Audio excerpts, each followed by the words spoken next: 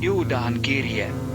Juudas, Jeesuksen Kristuksen palvelija ja Jaakobin veli kutsutuille, jotka ovat Isässä Jumalassa rakastetut ja Jeesukselle Kristukselle varjellut. Lisääntyköön teille laupeus ja rauha ja rakkaus. Rakkaani, kun minulla on ollut harras halu kirjoittaa teille yhteisestä pelastuksestamme, tuli minulle pakko kirjoittaa ja kehoittaa teitä kilvoittelemaan sen uskon puolesta, joka kerta kaikkiaan on pyhille annettu, sillä teidän keskuuteenne on pujahtanut eräs